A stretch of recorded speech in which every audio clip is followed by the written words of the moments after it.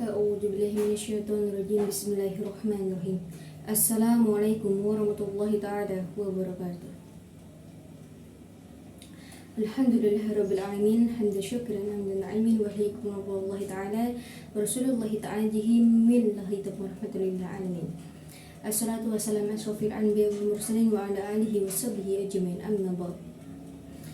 Pertama-tama marilah kita semua para saudara sekalian untuk memanjatkan puji syukur kehadirat Allah Subhanahu wa taala yang telah melimpahkan segala nikmat rahmatnya kepada kita semua, sehingga kita terus bisa untuk berkumpul, untuk bisa menggali ilmu yang sudah Allah berikan kepada kita semua, dan yang mana sudah kita rasakan itu nikmat sehat, nikmat iman yang sudah Allah berikan kepada kita semua, yang patut perlu kita untuk terus syukuri.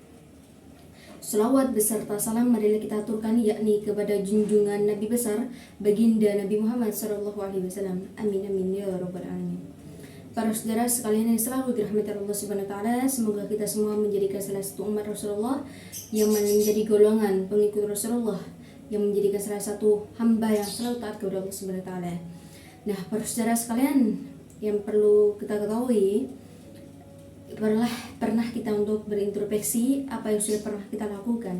Pernah kita seringkali untuk menggali, berhijrah, bagaimana kita untuk berproses manusia kita sebagai orang-orang yang dulu mempunyai masa kelam yang sudah buruk, yang kini kita bisa menjadikan orang-orang yang terus bisa bertaat kepada Allah Subhanahu wa taala.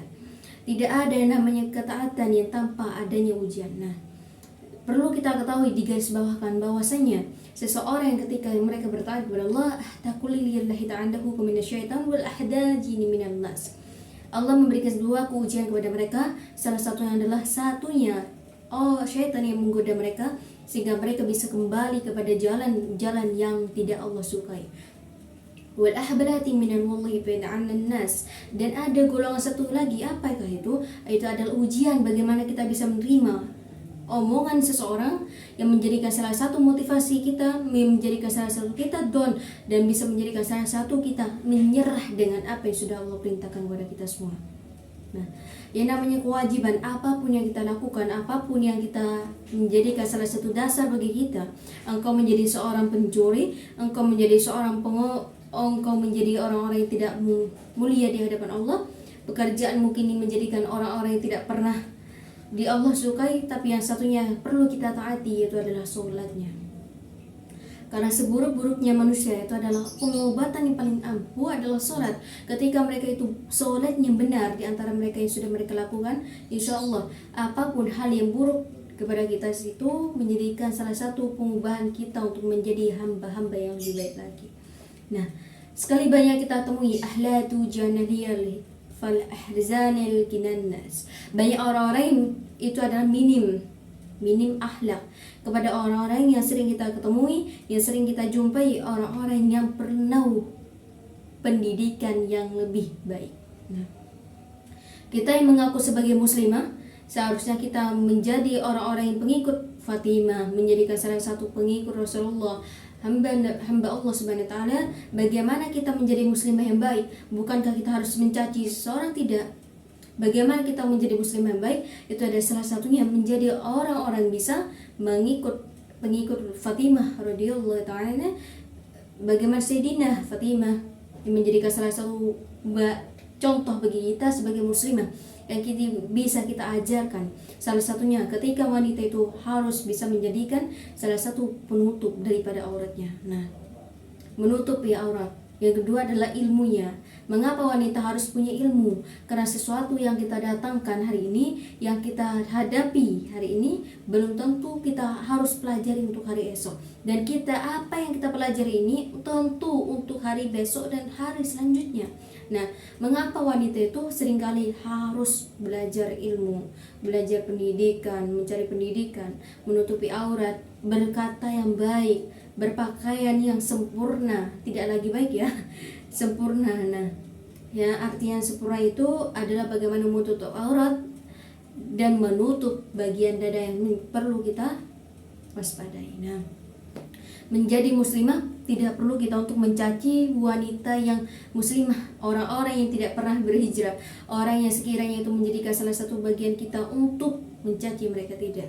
Orang yang tidak beriman tidak pantas kita untuk caci. Orang yang tidak berilmu tidak harus kita rendahkan, dan orang-orang yang bodoh tidak harus kita kucilkan. Dan itulah perlunya kita berilmu. Man bajaruhu kul antali ilmu fallazahu kul sundin. Bahwasanya yang dikatakan dalam ayat tersebut, yang dikatakan Habib Nabi Syafa, beliau mengatakan ketika ilmu itu tidak berjalan dengan baik, maka mereka akan menggunakan ilmu tersebut untuk mematahkan kebodohan ataupun kekurangan seseorang. Dan ketika orang yang memang benar-benar berilmu, mereka tidak akan pernah mencaci seseorang, mereka tidak akan pernah merendahkan seseorang dengan ilmunya daripada kekurangan orang lain kepada kita. Nah, kalau kita banyak menemukan seseorang yang baik pakaiannya, baik tutur katanya, namun mereka dengan ilmunya mereka merendahkan orang lain, dengan ilmunya mereka mencaci orang lain, tidak apakah untuk kita mencari ilmu ketika kita tidak pernah bisa memberikan manfaat yang baik? Untuk apa kita mencari ilmu ketika kita itu tidak pernah berdampak baik bagi kita? Ilmu yang berdampak baik artinya bagaimana kita bisa menggali ilmu tersebut dan memberikan kepada orang lain. Itu memberikan dampak baik kepada kita. Dampak buruknya apa? Orang yang egois dengan ilmunya. Banyak sering kita ketemui orang yang egois dengan ilmunya. Mereka seakan-akan hebat dengan ilmunya, mereka seakan-akan hebat dengan agamanya, mereka seakan-akan hebat dengan apa yang mereka pelajari. Namun yang kita perlu hadapi, yang perlu kita dahulukan sebelum mencari ilmu adalah rendah hati. Nah, susah rendah hati itu dilaksanakan kepada orang-orang yang berilmu. Makanya kalau kita sudah mengetahui, kalau kita sudah terus belajar, berbicaralah kepada orang yang belum tahu. Nah, ketika kita menasihati itu adalah berbicaralah kepada orang yang belum tahu. Nah, belum tentu kita juga seperti itu, dan tidak harus kita untuk egois ataupun mengambil keputusan sendiri, tidak mau bersharing-sharing, tidak seperti itu. Yang saudara sekalian, ahbatun minan hukalahu hulbi kata'an kutuban bajan hiyarhu wa zanaf. Dan Quran Saraf nih, bahwasanya dijelaskan kitabnya bahwa mereka lah yang berilmu adalah mereka yang memberikan manfaat bagi orang lain.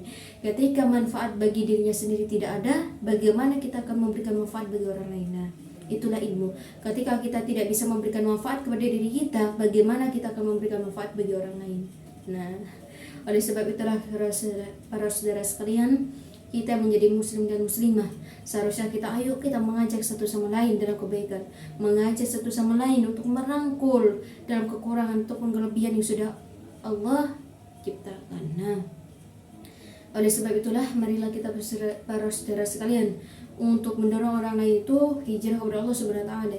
Tidak perlu untuk kita menjadi orang yang paling sempurna, tapi setidaknya kita bisa memberikan orang-orang yang berdampak baik. Dan bagaimana kita menjadikan orang yang muslimah yang terus menaati perintah Allah, yang mana terus menggali ilmunya sebagaimana yang mereka inginkan, dan bagaimana kita untuk menjadikan muslimah yang sekiranya itu membawakan fatma yang baik. Barakallahu fikum. Ahdu zaman Allah ta'ala jahwal ka'ala berikum Allah ta'ala Muhammadin. Semoga kita selalu dirahmati Allah Subhanahu wa taala, dan semoga kita menjadikan salah satu umat yang terus